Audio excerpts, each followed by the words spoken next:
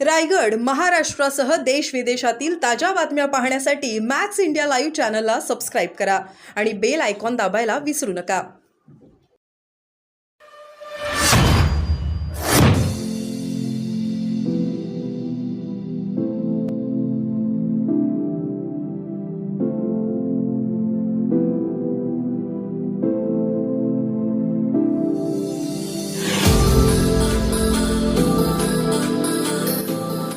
विकास देखील करण्यात आलेला आहे. कसं काय? खरं म्हणजे पूर्वी आपण इथं पाहिलं तर म्हणजे इथं माणसं चालू शकत नव्हती, पण आज आपण पाहतोय म्हणजे पूर्वीची परिस्थिती आणि आताची याच्यामध्ये खूप मोठ्या प्रमाणावर बदल झाला आहे.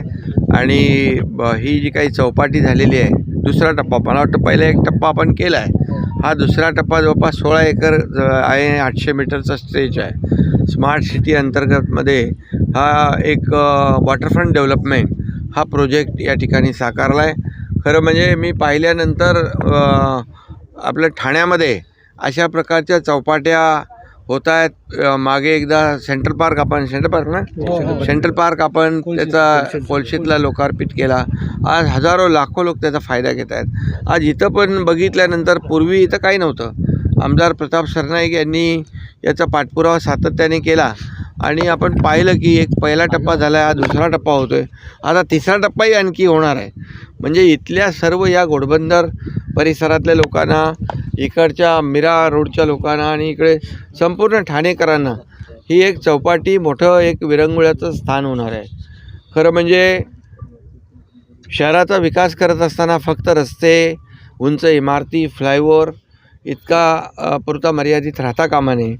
शेवटी या धकाधकीच्या आयुष्यामध्ये माणसाला थोडा काळ होईना एक विरंगुळा आवश्यक आहे. आणि आपण पाहतो आहे की मियावाकीचं जंगल लावलं आहे, अर्बन फॉरेस्ट केलं आहे, बांबूची लागवड केलेली आहे, सर्व प्रकारची झाडं इथं आहेत. आणि सर्व प्रकारची झाडं असल्यामुळे इथं विविध जातीचे पक्षी येतील आणि एक वेगळं एक आनंद. आता समोर इकडे डोंगर आहे, इकडे हिरवळ आहे, इकडे चौपाटी आहे आणि इकडे समुद्र आहे आणि समुद्राच्या पलीकडे पण डोंगर आहे. म्हणजे अशा प्रकारचं एक लोकेशन इथे जे मिळालेलं आहे ते खऱ्या अर्थाने एक ठाणेकरांना एक वरदान ठरेल. आणि ही वचनपूर्ती आहे. ठाणं हे स्वच्छ होतं आहे, सुंदर होतं आहे आणि हरित ठाणं होतं आहे. मोठ्या प्रमाणावर आयुक्तांनी 1,00,000 झाडं 1,12,000 झाडं लावली. आणि हे म्हणजे पाहिलं तर आपण हे निसर्गरम्य परिसर या ठाण्यामध्ये आपण पाहतो. वरून जेव्हा आपण हवाई दौरा करतो, हवाई प्रवास करतो, त्यावेळेस ठाण्यातून फिरताना, ठाण्यातून वरून जाताना खूप मोठ्या प्रमाणावर हिरवंगार चित्र दिसतं. आणि त्याच्यामध्ये आज ही आपल्या गायमुखची चौपाटी जी आहे ही त्याच्यामध्ये आणखी चारचान लावणार आहे आणि या विकासामध्ये भर घालणार आहे. आणि म्हणून मी आमचे सर्व अधिकारी जे आहेत त्यांनी इथं काम केलं, सगळ्यांनी मन लावून. आमदार प्रताप सरनाईक यांनी मार्गदर्शन केलं आणि आता मी आयुक्तांनाही सांगितलेलं आहे की जेवढं आपण उभं करतो आहे, मग उद्यानं आहेत, सेंट्रल पार्क आहे, ही चौपाटी आहे, ही अशी चांगली मेंटेन राहिली पाहिजे आणि त्याचा आनंद लोकांना घेता आला पाहिजे. यासाठी सर्व व्यवस्था महापालिकेने केल्या पाहिजे. नक्की जेव्हा पुन्हा मी इकडे कधीतरी येईन त्यावेळी आणखी याच्यामध्ये भर पडलेली दिसेल. आणि म्हणून मी सगळ्यांना खूप खूप शुभेच्छा आपल्याला देतो. पत्रकार लोकांना पण शुभेच्छा देतो. तुम्हाला पण स्ट्रेस असतो, जेव्हा स्ट्रेस घालवायचा असेल तेव्हा या गार्डनमध्ये या, उद्यानात या. आणि एम्पी थिएटर पण आहे, किती 2500 स्क्वेअर मीटर एक एम्पी थिएटर आहे हिरवळीवर. त्याचाही आनंद आपण पत्रकारांनी घ्या, म्हणजे चांगल्या बातम्या द्याल. तो गायमुख चौपाटी का दूसरा फेज़ उसका लोकार्पण हुआ है. मैंने देखा है 800 मीटर के स्ट्रेच में 16 एकड़ की ज़मीन में. आज यहाँ पर पहले हम देखे तो यहाँ कोई आ ही नहीं सकता था, इतना कीचड़ था. आज हम देख रहे हैं कि ये इसका परिवर्तन, इतने बदलाव इसमें आया है कि यहाँ पर एक तरफ आप ये गार्डन देख रहे हैं, अर्बन फॉरेस्ट देख रहे हैं, पीछे पहाड़ देख रहे हैं, सामने पानी समंदर है, उसके पीछे पहाड़ है। ये ऐसा लोकेशन मुझे लगता है कि कहीं पर भी नहीं होगा। और ये थानेकर हमारे थाने वासियों को एक बहुत बड़ा एक गिफ्ट है। और थाने आगे बढ़ रहा है, थाने स्वच्छ हो रहा है, सुंदर हो रहा है, थाने ग्रीन हो रहा है। और इसमें ये बड़ा काम किया है, इसलिए मैं सभी अधिकारियों को जिन्होंने इसमें मेहनत की उनको भी धन्यवाद देता हूँ। और यहाँ के विधायक जो है प्रताप सरनाईक, इनके कार्यकाल में, इनके चुनाव क्षेत्र में ऐसे कई प्रकल्प हुए हैं जो कि लोगों के लिए वरदान है। जिम्नास्टिक सेंटर होगा, बहुउद्देशीय इमारत होगी, और क्या है, और कई ऐसे जो लोगों के लिए उपयुक्त है, ये सब यहाँ पर बनाने की कोशिश की है। सभी समाज के लिए यहाँ पर बहुउद्देशीय इमारत भी है। तो मुझे लगता है कि ये सेकेंड फेज़ आज हो रहा है, अभी थर्ड फेज़ भी हमारा आगे होगा। तो ये पूरा इतना लंबा चौड़ा लोगों के लिए घूमने फिरने के लिए उनका स्ट्रेस दूर करने के लिए ये बहुत ज़रूरी है। और इसमें थर्ड फेज़ में जो है छत्रपति शिवाजी महाराज जी का इतिहास जो है, कान्होजी आंग्रे जी का इतिहास है, ये सब वहाँ बताएंगे। तो हमारी जो नई पीढ़ी है, युवा पीढ़ी है, उसको छत्रपति शिवाजी महाराज जी का इतिहास, कान्होजी आंग्रे जैसे योद्धा थे उनका इतिहास उनको अवगत होना चाहिए, उनको प्रेरणा मिलनी चाहिए, ऊर्जा मिलेगी।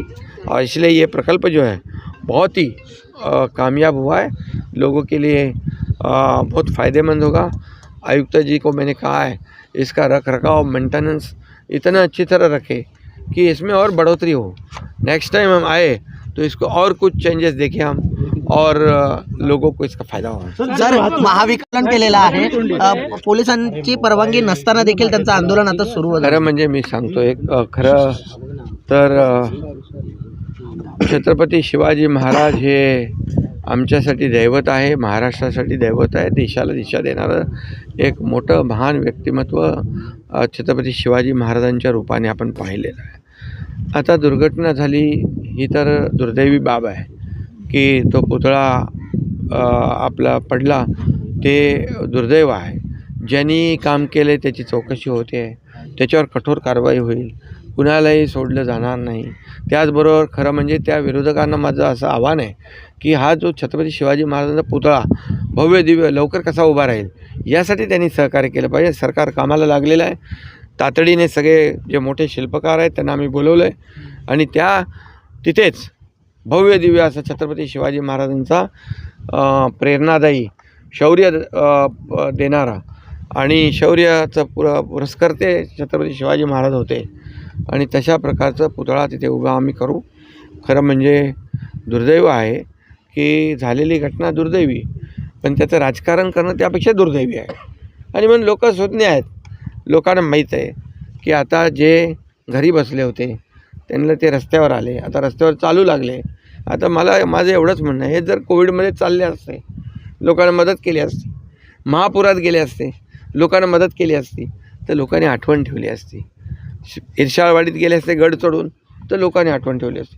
हे सगळं राजकारण आहे आणि आता रस्त्यावर आले, जनता देखील सुज्ञ आहे, येणाऱ्या निवडणुकीत त्यांना रस्त्यावरच आणेल आणि कायमचं घरी बसवेल। सर एकीकडे माफी म्हणा, मगाशी जिम्नॅशियममध्ये गेलो होतो, जिम्नॅस्टिकमध्ये, त्याचबरोबर आपलं संधुताई सपकाळ तिरंदाजी प्रशिक्षण केंद्र तेही आपण तिथे केलं आहे। कारण शेवटी ही आपली शूटिंग रेंज आहे। आता तिरंदाजी प्रशिक्षण केंद्र आमच्यासाठी देखील महत्त्वाचं आहे। अचूक नेम त्या ठिकाणी लागण्यासाठी प्रशिक्षण केंद्रही उभं केलेलं आहे आणि धनुष्यबाण आमच्या जिव्हाळ्याचा विषय आहे आणि त्यामुळे हे सगळे प्रकार, बहुउद्देशीय इमारत, ती इमारत देखील या ठिकाणी आज ते चिंतामणराव देशमुख IAS प्रशिक्षण केंद्र जे आहे ते देखील या ठिकाणी आपण नव्याने हे करतो, म्हणजे त्याचं वाढवतो व्याप्ती। आणि म्हणून एकंदरीत सगळं ठाणे महापालिकेच्या माध्यमातून रस्ते, पाणी, दिवाबत्ती आणि अशा सोयीसुविधा ज्या आहेत या देण्याचं काम करतो आहे। नक्कीच म्हणूनच ठाणेकर, ठाणं आणि शिवसेना हे जिव्हाळ्याचं नातं बाळासाहेबांचं नाव याला दिलेलं आहे आपण. या बाळासाहेबांचं प्रेम ठाण्यावर आणि खऱ्या अर्थाने त्याची जी प्रचिती आहे आणि धर्मवीर आनंद दिघे साहेबांनी जे ठाण्यासाठी जे काही योगदान दिलेलं आहे हे आणि त्यांच्याच मार्गदर्शनाखाली खऱ्या अर्थाने ठाण्याचा विकास सुरू झाला आणि तो आणखी पुढे आपण नेतो आहे. म्हणून मी पुन्हा एकदा आमदार प्रताप सरनाईक आणि त्यांची सर्व टीम यांचं अभिनंदन करतो. सर एक प्रश्न, आज, 12 पोलिसांची परवानगी नसताना देखील एक उद्देशीय इमारत जी झाली आहे त्याच्यामध्ये 12 राज्यातले आपले जे 12 राज्यातले लोक इथं राहतात त्यांना त्यांचा कार्यक्रम, सांस्कृतिक कार्यक्रम, काही त्यांचं बैठका असतील, काही असेल तर त्यांना देखील त्या ठिकाणी बहुउद्देशीय इमारतीमध्ये 3000 फूट प्रत्येकी हे देखील एक मोठं काम आहे. कारण शेवटी सार्वजनिक कामासाठी जागा आवश्यक आहे आणि म्हणून त्यासाठी देखील इथे व्यवस्था केलेली आहे. आज